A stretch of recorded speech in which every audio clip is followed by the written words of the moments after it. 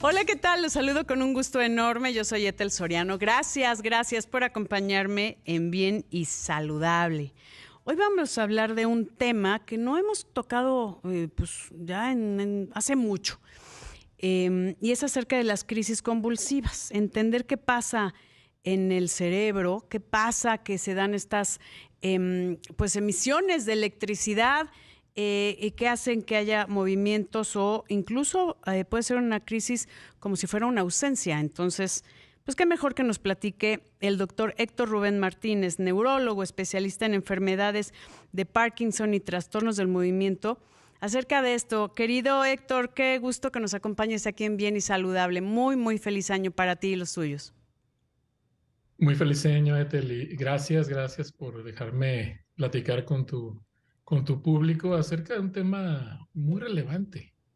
Hay más de 1 millón de mexicanos afectados por epilepsia, que es el término que los neurólogos utilizamos para esta problemática que se relaciona con descargas eléctricas anormales del cerebro y que puede tener diferentes manifestaciones. Ujú. La mayoría de las veces lo identificamos como convulsiones, estas crisis donde una persona cae al suelo, tiene contracciones de los músculos en todo el cuerpo y a veces muerde la lengua y tiene Sí, otras manifestaciones. Pero no todas las formas de epilepsia tienen crisis epilépticas motoras como estas, ¿no? Hay muy sí. diferentes, bien lo decías tú en la introducción. La epilepsia es muy común. 1% de la población en el mundo tiene. De cada 100 personas, 6 van a tener alguna crisis epiléptica en la vida. Y uno de cada de esos 6 va a quedarse con estas crisis de forma recurrente. Quiere decir que se van a presentar en más de un episodio Sí. y que van a tener una traducción en un desorden eléctrico del cerebro que las genera. Entonces es algo muy común, es una alteración que epidemiológicamente importa mucho y que afortunadamente en la mayoría de los casos tiene un tratamiento que cuando se selecciona adecuadamente tiene Solución. manera de Sí. controlarse. Pero ¿Cierto? una pregunta, Héctor. ¿Qué lo causa? O sea, de todo este porcentaje tan grande que a mí me parece muy significativo, ¿qué lo causa? Porque normalmente sí los medios nos han afectado cuando en las películas y vemos a alguien que tiene una convulsión, es como muy aparatoso, ¿no? Baba saliendo y que, no, ya sabes, todo ese tema y no le metas la mano porque te puede arrancar un dedo, cosas así que nos hemos ido con los medios, que bien decías que hay muchas formas de manifestación de una crisis convulsiva o de esta epilepsia. ¿Y qué causa la epilepsia? Hay diferentes causas. Unas son inclusive genéticas. Ahora empezamos a conocer más acerca de cambios en nuestro código de información que nos hace ser lo que somos y por errores puede generar que la actividad eléctrica del cerebro se vuelva desorganizada y desde muy niños, desde infantes inclusive, tener estas descargas. Hay una serie de enfermedades que se llaman encefalopatías epilépticas que ocurren a los meses de nacido en los pequeñines y son manifestaciones bien conocidas algunas de ellas. Y en los adultos también puede ser posible que sean generados por algo genético, pero principalmente se da por lesiones. Lesiones que van desde hipoxia, es decir, una Falta de disminución oxígeno. en la Ujú. cantidad de oxígeno que le llega al cerebro, que puede ser inclusive en el trabajo de parto en el desarrollo del parto, puede generarse una disminución en la circulación, dejar una huella, una cicatriz que no da manifestaciones hasta después de los 20 años, 30 años, ¿no? Eso le llamamos Mm. epilepsia lóbulo temporal, es decir, la epilepsia se clasifica también en la causa, si es una causa genética, hay síndromes muy específicos, tienen Ujú. nombres muchas veces de ellos, de algunos de los neurólogos afamados que los descubrieron, pero también en la región del cerebro que tiene una lesión. En el lóbulo temporal le llamamos un lóbulo, una región del cerebro muy epileptogénica, es decir, muy sensible a A estas realizar descargas. descargas anormales. Ujú. Pero también infecciones. Aquí en nuestro país fue muy común, sigue siendo común, quizá un poco menos que antes, pero, por ¿Cisticercos? ejemplo, exactamente, los famosos Sí. cisticercos, que fue por muchos años la causa principal de generador de epilepsia.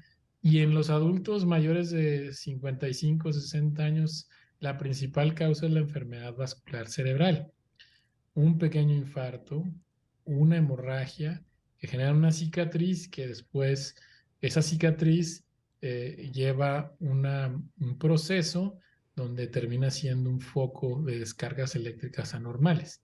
Según la región del cerebro donde se suscite esta cicatriz es las manifestaciones que tiene. Ujú. Entonces, por ejemplo, las epilepsias del lóbulo temporal suelen ser, como tú lo decías, desconexiones, Como que algunas ausencias, ¿no? manifestaciones claras, como ausencias. Es decir, hay un tipo de epilepsia que se llama epilepsia donde tienen crisis de ausencia, que es en la infancia y que tienes una connotación principal, pero esta otra donde llegan pensamientos invasores, sensaciones en la piel por momentos, ¿no? O de plano desconexiones donde tarda un rato la persona que lo padece en recuperarse, ¿no? A ver, acabas de decir algo bien importante, querido Héctor, y me voy a una pausa, pero dices sensaciones en la piel, que puede ser también pues, experiencia de una descarga eléctrica que nunca hubiéramos pensado que puede ser un tipo de epilepsia, o estas ausencias que para muchos tal vez ni siquiera han buscado ayuda y que dicen, es que él se va de repente, ¿no? Quisiéramos saber cuánto duran estas, podríamos decir, descargas o estas sensaciones en la piel o estas ausencias o incluso las crisis que normalmente con la idea que tenemos que son como más generalizado y cerebral, pero también podría darse, como dices, tal vez en alguna zona del cuerpo o algo muy específico como esto que se pierden. ¿Cuánto duran? Me voy a una pausa y regresamos con esas respuestas para que todos aprendamos juntos acerca de las crisis epilépticas o las crisis convulsivas. Vamos a una pausa y regresamos, no se vaya. Hable de México.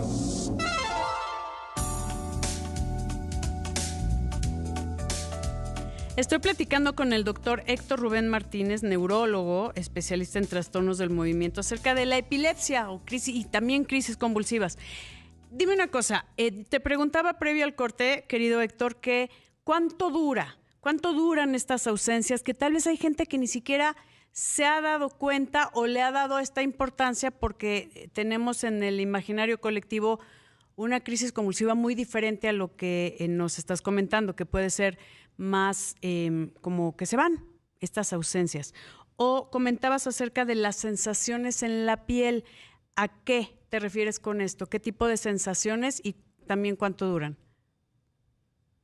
Decía que las descargas eléctricas que se generan anormalmente Uh-huh. se propagan en varias regiones del cerebro y pueden dar manifestaciones Depende del muy área. diferentes. Uh-huh.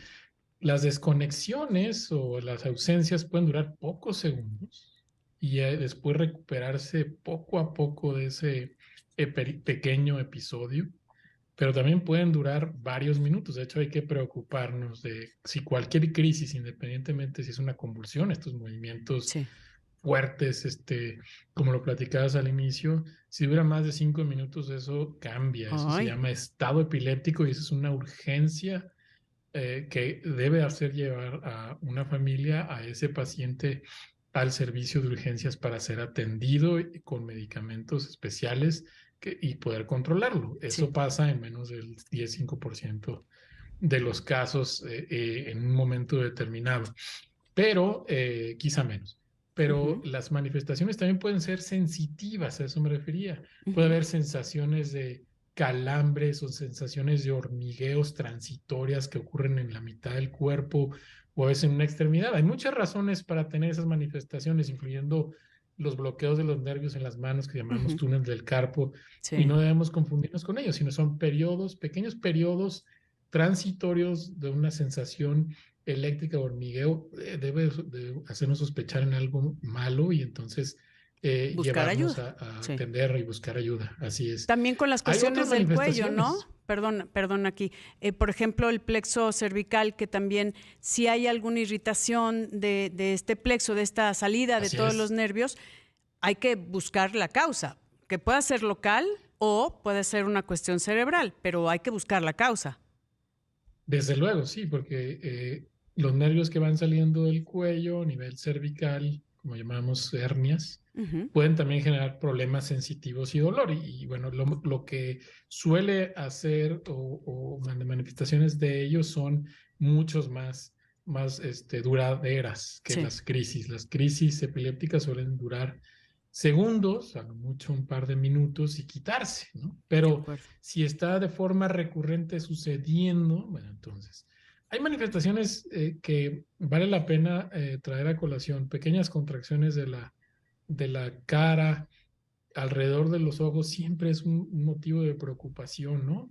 Me tiembla el ojo, eso podrá ser una crisis difícilmente, ¿no? Las Ok, no manifestaciones es, de epilepsia sí, son contracciones más fuertes, un poco más duraderas que esos pequeños que la gente también le llama tics. No son tics, son contracciones involuntarias por fatiga de los músculos, etcétera. Pero sí sí, vale la pena también clarificarlo. sí. Ahora, si está sucediendo recurrentemente, dura varios segundos, es el mismo sitio del cuerpo, entonces sí debe hacer pensar en algo mayor, ¿no? Ok, lo que decías es que me puse a pensar lo del que te tiemble el ojo. Yo creo que a todos nos ha temblado el ojo con Así estrés o por es. falta de vitaminas, que eh, luego lo empiezas a tomar y se quita. O sea, eso te iba a Exacto. preguntar, ¿hay posibilidad que una epilepsia, una crisis, sea la que sea, se presente única vez y pase mucho tiempo sin ningún tipo de manifestación? Absolutamente sí. Decía que de cada 100 personas, 5 van a tener una crisis única, le En la llamamos, en vida, la vida, sí. ¿no? Hay una en niños de 6 meses a 5 años que se llaman crisis febriles, muy asociadas a fiebre. Sí, Eso no es un indicador de que va a pasar esto después en la vida. Entonces también es otra manifestación a tomar en cuenta en los niños, esto que llamamos crisis febriles. Dependiendo de las características, y es mejor acercarse a un pediatra, a un claro. neuropediatra, podemos sospechar que esas crisis perdurarían después en la vida, pero la mayoría de las veces no lo hacen. No hablo de benignidad o que algo está bien, no, tampoco, pero hay diferentes tipos de crisis y hay que acercarse en la primera manifestación a un neurólogo para determinar, hacer estudios y ver qué estudios hacemos para esto. Bueno, una muy Sí. buena Historia semiología, clínica, sí. tomar la historia, qué es lo que le pasa a la persona, cuántas veces la ha presentado, en qué regiones del cuerpo está pasando, si fue una crisis generalizada, cuánto duró, etcétera. Lo cual es muy difícil para las familias y las personas que lo presencian poder determinar esos horarios. Entonces, a los pacientes que ya están habituados a que suceda, de hecho, les pedimos que hagan una bitácora, cuánto está sucediendo, que cuántas veces está repitiendo, si se presenta más durante el día o la noche, si tienen alguna manifestación, alguna sensación previa. Es algo interesante. Muchas personas tienen una sensación de angustia, como que algo les aprieta un nudo en el estómago y después viene la manifestación como tal epiléptica, ¿no? Entonces también hay estos fenómenos que llamamos premonitorios, algo que también pasa en las migrañas. Las Ujú. migrañas puede ese El día Laura, levantarse una persona, sí. híjole, hoy me va a dar una crisis Ujú. migrañosa. Bueno, también puede pasar con las personas con epilepsia. Hoy siento que me va a dar. Y Ok, quien ya tiene diagnosticada la epilepsia, que se hace a través de esa historia, que se hace a través de estudios eléctricos del cerebro, le llamamos electroencefalogramas o videoelectroencefalogramas. Hacemos estudios de imagen, resonancias, tomografías para ver si hay estas huellas o a veces otros estudios más especializados para ver si hay algún otro origen.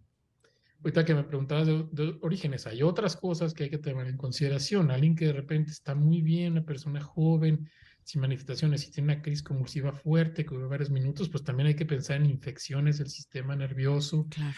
O ahora estamos viendo también esta serie de enfermedades autoinmunes donde el propio sistema de defensas nos ataca. Sí. Bueno, también esas pueden ser causas de epilepsia y ser las primeras manifestaciones de algo más complicado que hay que atender. Entonces, cuando alguien está en presencia de ello o alguien lo perciba, es mejor ir al médico, consultar con el internista, con el geriatra y con el neurólogo, desde luego. Claro. Cuando te presenta estás una manifestación de una crisis convulsiva y es una vez, necesitas recibir tratamiento, obviamente ya siempre acudir con el especialista, que eso sería fundamental. ¿Cuándo es necesario recibir un tratamiento como para prevenir o estar tratando esta epilepsia? ¿O cuando dices, bueno, estemos pendientes si se presenta otra o se trata una sola vez? Voy rapidísimo a una pausa, querido doctor Héctor Rubén Martínez, y regresamos con esa información.